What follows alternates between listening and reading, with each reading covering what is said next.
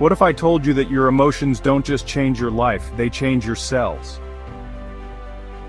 That every time you feel something deeply, your body writes a chemical message and your DNA listens? This is not a metaphor, this is biology. And it's one of the most beautiful explanations of the law of attraction you'll ever hear. Modern spiritual researchers bring together science, Buddhism, and quantum physics to explain how creation happens from the inside out. Today we'll explore a powerful perspective on manifestation, emotion, and how your very cells translate your feelings into physical reality. More than 2,600 years ago, the Buddha shared a profound teaching known as the law of the mind. The Buddha taught, what you think, you create. What you feel, you attract. And what you aspire to become, you manifest. But here's the key. The Buddha wasn't talking about getting cars, money, or power. He was speaking about the transformation of being, not having. And that's where the science comes in. Modern spiritual researchers explains that the human body is made up of approximately 100 trillion cells. And inside each of these cells, something extraordinary happens every time you feel. Every time a human being feels a sensation, the cells of their body create messenger RNA molecules. These RNA molecules encrypt the emotion into a chemical message, and carry that message to the DNA, located inside the nucleus of the cell. Yes, your emotions are transformed into molecular codes, specifically into combinations built on the 4 nitrogenous bases, adenine, thymine, cytosine, and guanine.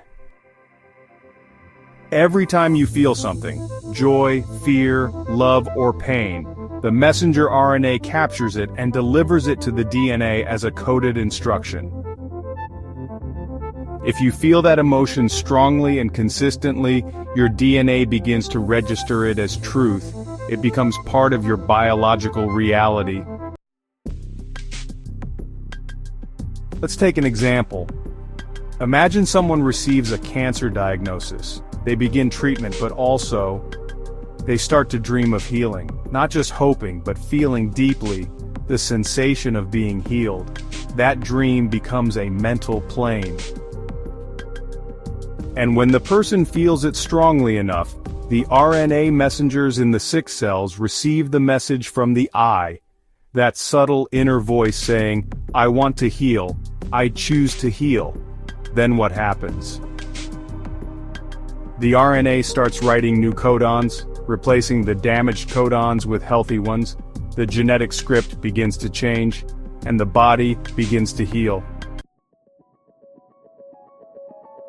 This is where science and spirituality begin to speak the same language.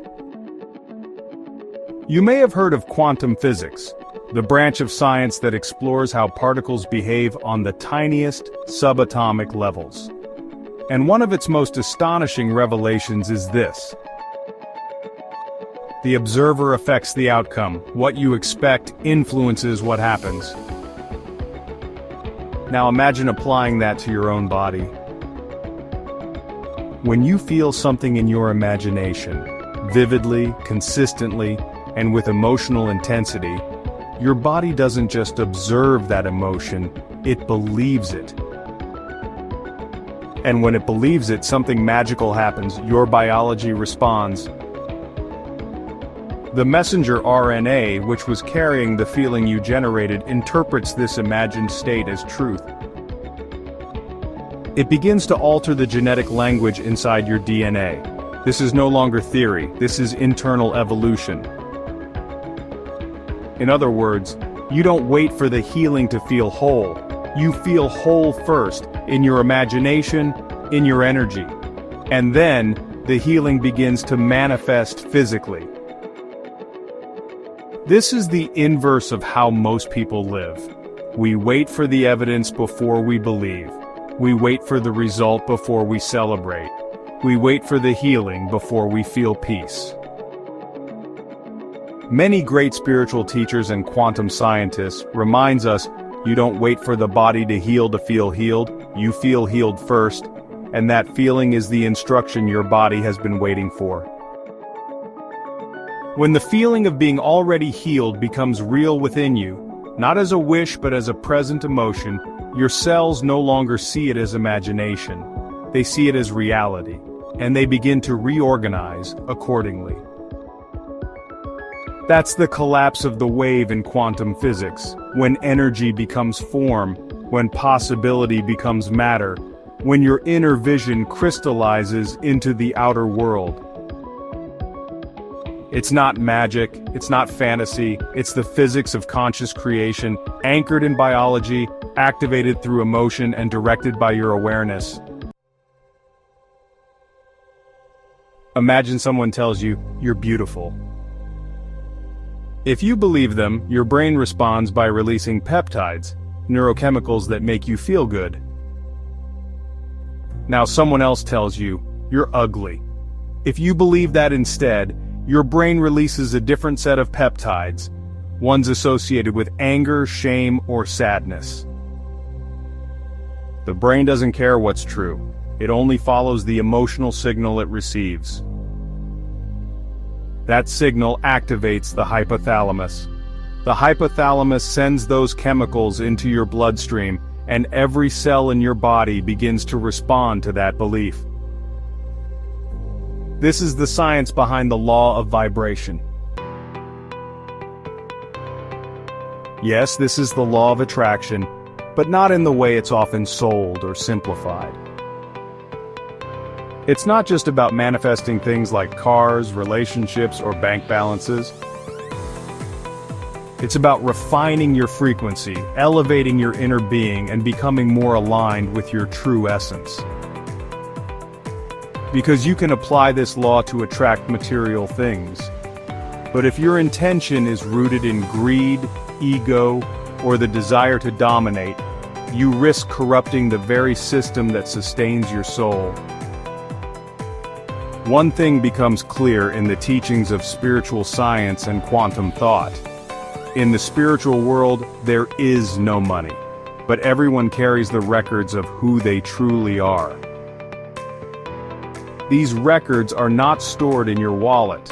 They are stored in your emotional field, in your vibrational memory, and they travel with you beyond this life, across lifetimes, dimensions, and states of consciousness. So if you use the power of manifestation purely to feed the ego, you may end up accumulating material wealth while leaving your energetic body in poverty. You may gain the world but lose the parts of yourself that matter most.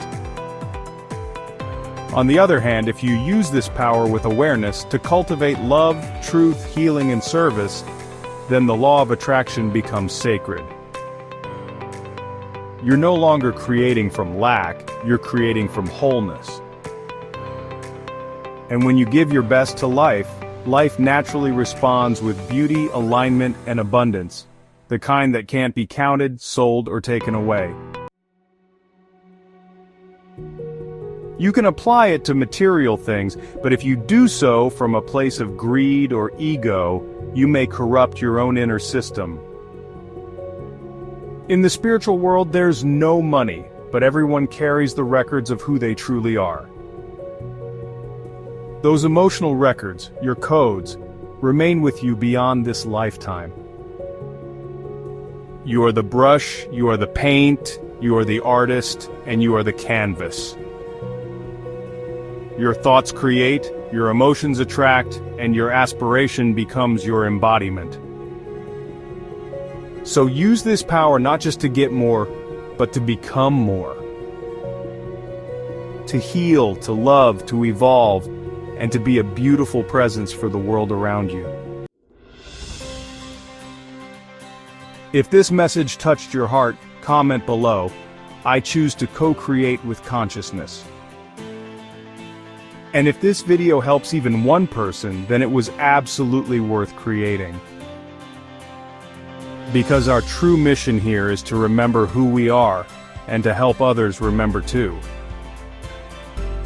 Thank you for watching. Remember, what you feel becomes code, and what you truly aspire to becomes reality.